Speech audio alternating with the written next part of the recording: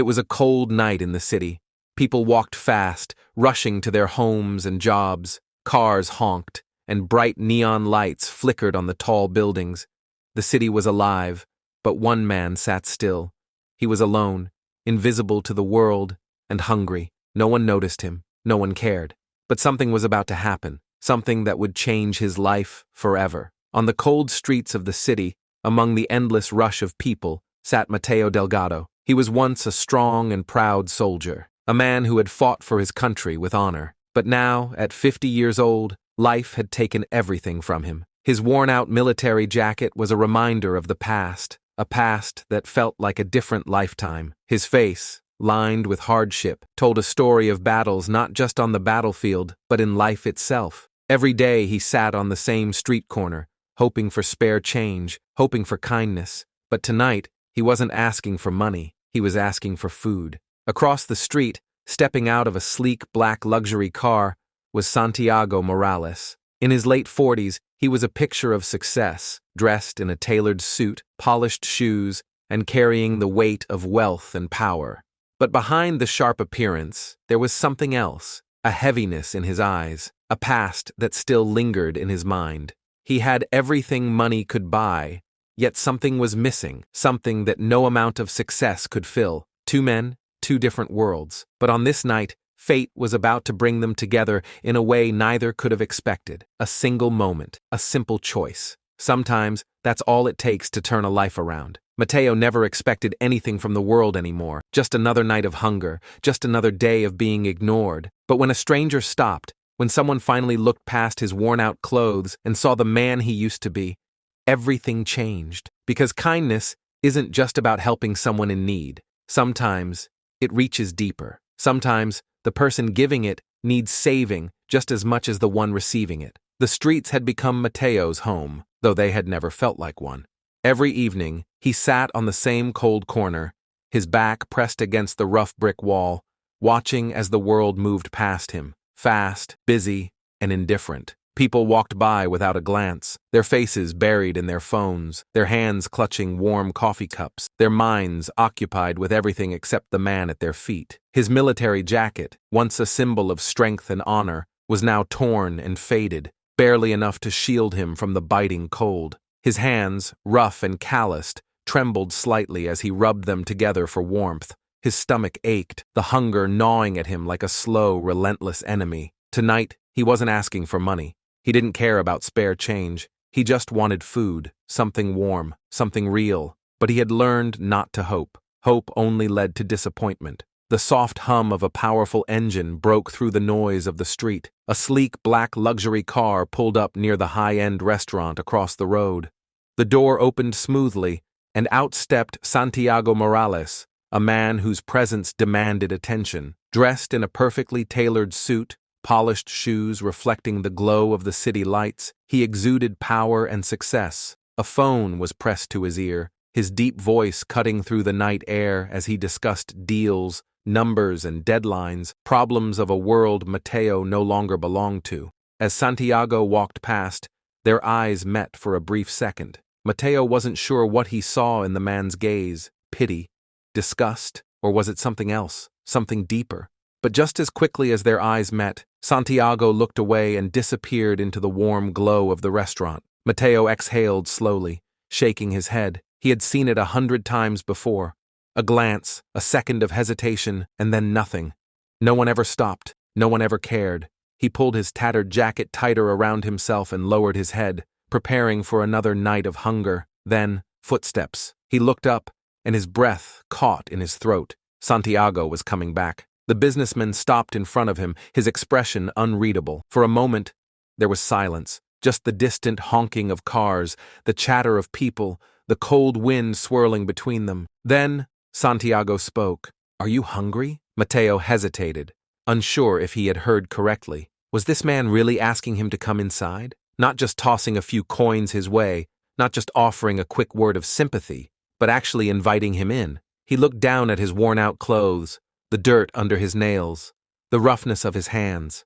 The restaurant across the street was not the kind of place for people like him. Inside, people sat at polished tables, their laughter soft, their meals served on white plates with silverware that probably cost more than everything Mateo owned. But hunger won over hesitation. Slowly, he nodded, and Santiago motioned for him to follow. The moment they stepped inside, the shift in atmosphere was clear. Conversations paused. Eyes darted toward them. A man in a suit and a homeless veteran sitting at the same table. It was a sight that didn't belong. The waiter hesitated before leading them to a corner booth. Mateo sat stiffly, unsure how to act. He hadn't been in a real restaurant in years. When the food arrived, steaming, rich, real, his hands trembled as he picked up the fork. The first bite sent warmth through his body. It wasn't just the food. It was the feeling of being treated like a human being again. As he ate, Santiago watched him closely. Then, in a calm voice, he asked, "What happened to you?" Mateo stopped chewing. No one had asked him that in a long time. Most people assumed they knew the story. A lazy man, a drunk, a waste of space. But Santiago was waiting for an answer. So for the first time in years, he told someone the truth. How he had served in the military. How he had once been strong, proud, with a purpose. How life had been different then. How he had come back to a world that had moved on without him. How the job market didn't care about war stories. How one bad break led to another, until he had lost his home, his dignity, his place in the world. Santiago listened without interrupting. His face gave nothing away. No forced sympathy, no empty words of comfort, just silence, letting the weight of Mateo's words settle between them. Then, finally, Santiago leaned forward, his sharp eyes locked onto Mateo's. "What would you do if you had a second chance?" Mateo blinked, caught off guard. No one had ever asked him that. Most people assumed he was beyond saving. He thought about it, about the man he used to be, about the man he still wanted to be. "I'd get back on my feet," he said, his voice steady. "I just need a shot." Mateo wiped his mouth with the napkin, still unsure if this was all real. A warm meal, a conversation, and now, this man was handing him a business card. "Meet me at this address tomorrow morning," Santiago said, his tone firm yet unreadable. "No promises, but let's see what you can do."